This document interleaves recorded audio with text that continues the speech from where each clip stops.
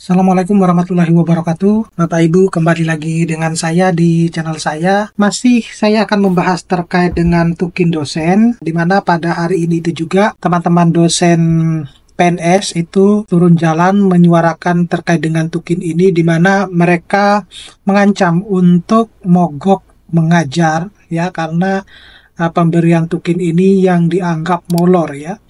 Nah, tetapi di samping saya akan membahas pembayaran terkait dengan tukin, saya juga akan membahas terkait dengan skema sebenarnya yang ditawarkan untuk pembayaran tukin, yang pada akhirnya itu hanya satu skema yang disetujui ya.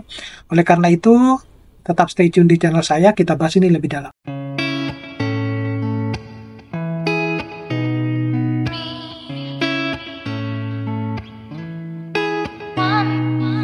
Baik Bapak Ibu, jadi seperti apa yang sudah saya sampaikan tadi di awal-awal video, bahwa hari ini itu Bapak Ibu tentu sudah melihat informasi berita terkait dengan beberapa dosen yang turun jalan ya, kemudian untuk menyuarakan bahwa mereka akan mogok kerja kalau misalnya tukin ini tidak dibayarkan. Jadi saya sebenarnya sudah di awal-awal saya membahas terkait dengan tukin ini, saya sudah menyampaikan bahwa ada beberapa skema, dan saya sudah menyampaikan juga bahwa sepertinya tidak semuanya dosen PNS ya yang akan mendapatkan tukin ya, tetapi saya banyak dihujat sama teman-teman netizen yang ada di yang berkomentar di YouTube saya terkait bahwa kadang-kadangnya saya tidak mengerti dengan aturan, kemudian tidak memahami tentang tukin ini. Saya sebenarnya malas berdebat terkait dengan hal tersebut, karena mungkin jauh sebelum Bapak Ibu mengetahui terkait dengan tukin,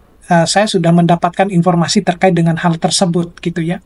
Apalagi kalau bukan Bu Fatima yang akan menyuarakan, mungkin Bapak Ibu juga tidak akan pernah menggubris terkait dengan tukin tersebut. Jadi semestinya Bapak Ibu harus berterima kasih kepada Bu Fatima yang menyuarakan hal tersebut ya.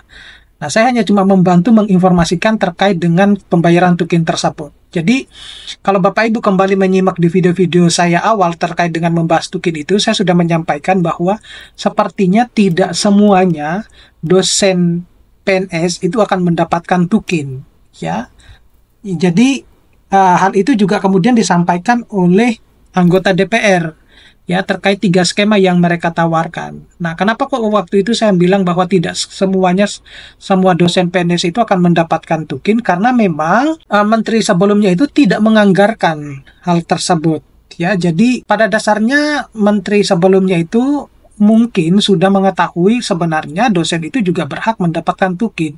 Nah, sayangnya seringkali luput untuk dalam hal pengajuan penganggaran terkait dengan pembayaran tukin tersebut. Nah, oleh karena itu, saya mendapatkan informasi bahwa sepertinya tidak akan semuanya dosen, terutama dosen PNS itu akan mendapatkan tukin. Nah, jadi terkait dengan hal tersebut ini, apa yang semestinya yang saat ini ditunggu, jadi sepertinya ada juga ketidaksabaran dari teman-teman dosen PNS, tapi saya memahami betul karena memang ini sudah berlarut-larut, sehingga kesabarannya teman-teman dosen terhadap pembayaran tukin yang mereka semestinya sudah harus mereka dapatkan sejak 2020 itu tidak terbayarkan hingga saat ini. Jadi saya memahami betul atas kesabaran yang mereka dapatkan sampai selama ini ya. Jadi kalau kita lihat bahwa saat ini itu pemerintah itu sedang menunggu munculnya atau penerbitan dari perpres terkait dengan pembayaran tukin tersebut ya, dengan pembayaran tukin ini. Jadi kalaupun misalnya teman-teman dosen itu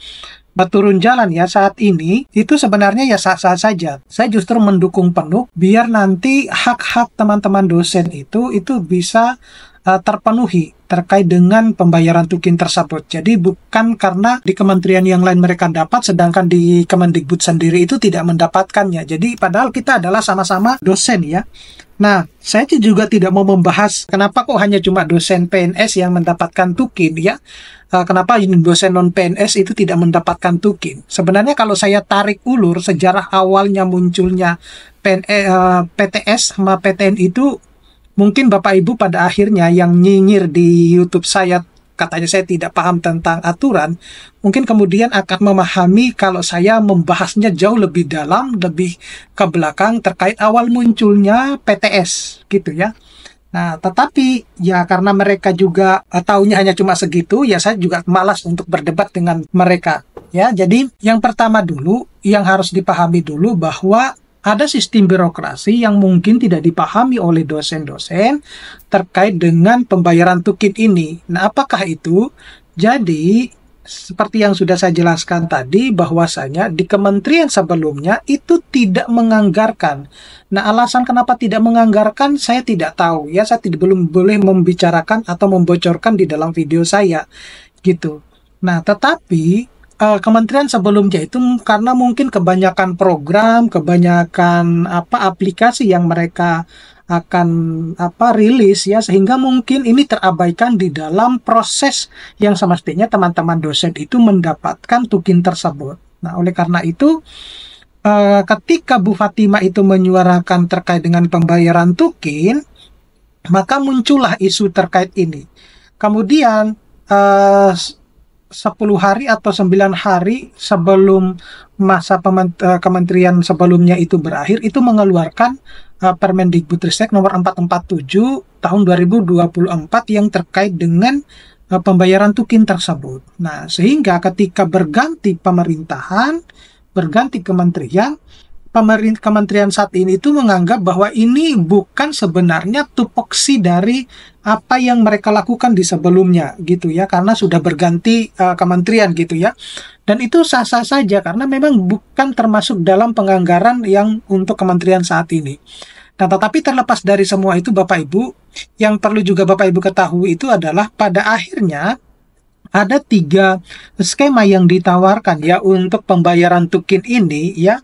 Meskipun di video saya sebelumnya, jauh-jauh hari sebelum saya membahas tukin ini, Bapak Ibu bisa cek di video-video saya yang semuanya membahas tukin.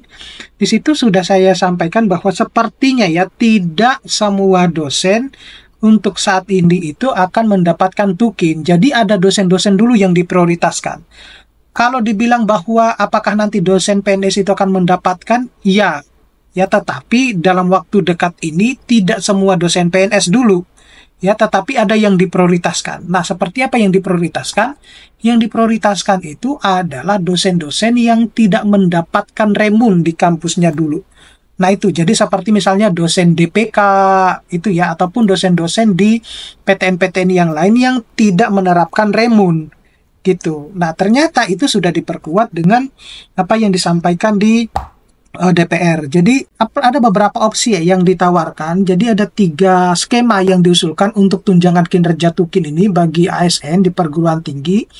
Yang skema pertama itu disebutkan sebagai opsi cukup, di mana skema ini menyediakan dana tukin untuk dosen di PTN Satker atau Satuan Kerja dan PTN BLU di Badan Layanan Umum yang belum memiliki sistem remunerasi ya.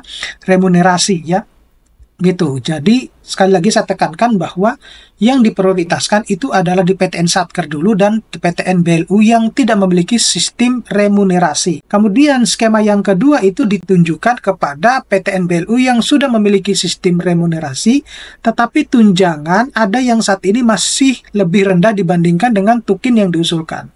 Nah, selisih antara remunerasi yang ada dan tukin baru akan ditutup. Jadi ini selisih itu adalah ketika misalnya Bapak Ibu itu sudah mendapatkan remunerasi sekian juta gitu ya, kemudian sisanya yang misalnya harus mendapatkan tukin sekian juta, itu akan dibayarkan sisanya gitu. Jadi contoh misalnya, kalau Bapak Ibu mendapatkan remun katakanlah per bulannya itu 2 juta, sedangkan tukin Bapak Ibu itu di golongan yang sama itu 5 juta, maka sisanya itu adalah 3 juta, itu yang akan dibayarkan. Jadi semacam itu skemanya. Nah, kemudian skema yang ketiga itu adalah memberikan tukin kepada semua dosen PNS, yaitu sebanyak 81.000 orang, sehingga memastikan inklusivitas dan di seluruh dosen ya di Indonesia. Gitu. Terutama untuk yang dosen PNS. Nah, lalu seberapa besar sebenarnya anggaran yang diusulkan untuk pembayaran tukin ini? Jadi, meskipun saat ini itu sudah mendapatkan persetujuan dari Kementerian Keuangan bahwa sekitar 2,5 triliun akan disodorkan ya untuk pembayaran tukin ini, tapi semestinya ada 3 skema yang ditawarkan, yaitu pertama itu adalah 2,8 triliun, kemudian 3,6 triliun dan yang terakhir itu adalah 8,2 triliun. Dari 3 skema yang ditawarkan ini ternyata hanya 2,5 saja yang disetujui oleh Menteri Keuangan kita. Nah, sehingga yang menjadi pertanyaan besarnya juga itu adalah apakah yang 2,5 triliun ini akan mencukupi semua pembayaran tukin untuk seluruh dosen PNS. Nah, itu yang menjadi pertanyaan besar. Sehingga kemarin itu Bapak Ibu ya, kalau Bapak Ibu menyimak di media sosialnya dosen-dosen, itu kemudian muncul petisi ya teman-teman dosen PNS terkait dengan turun jalannya hari ini dengan mogok kerjanya teman-teman dosen. Jadi saya kira yang saya patut apresiasi itu adalah kita harus berani menyuarakan pembayaran tukin ini ya, tanpa terkecuali, karena memang ini adalah pertama hak kita semua. Kemudian kita semestinya layak untuk dibayar atau mendapatkan kesejahteraan yang sesuai gitu ya. Jadi pemerintah semestinya harus menyadari bahwa kalau memimpikan generasi emas di tahun 45, maka tonggak ukurnya itu atau ujung tombaknya itu adalah guru dan dosen itu yang harus disejahterakan gitu. Itu dulu. Jadi kalau misalnya tidak guru dan dosennya, apalagi dosennya itu juga tidak sejahtera, maka itu tidak relate dengan mimpinya pemerintah bahwa di tahun 2045 itu akan menjadi generasi emas gitu ya, dengan bonus demografi dan macam-macamnya. Justru dengan tidak disejahterakannya dosen dan guru, maka sepertinya sulit untuk mencapai generasi emas di tahun 2045 tersebut. Oleh karena itu, saya sekali lagi sangat mendukung, mengapresiasi teman-teman yang sudah turun jalan hari ini itu terkait dengan pembayaran tukin ini. Mudah-mudahan membuahkan hasil, dan semestinya pemerintah itu harus sudah memberikan ultimatum ya, bahwa tanggal sekian akan dibayarkan gitu. Jadi sehingga teman-teman dosen itu yang kesabarannya sehingga dari tahun 2020 hingga 2025 ini dituntut untuk menunggu, ya sudah waktunya harus memang sudah terbayarkan semacam itu ya. Untuk informasi terkait sebenarnya pembayaran tukinnya itu seberapa besar ya, terkait dengan surat edaran yang beberapa hari yang lalu saya bahas, yang tahun 2025 itu akan dibayarkan berdasarkan terkait dengan kinerjanya, akan saya bahas di video-video berikutnya.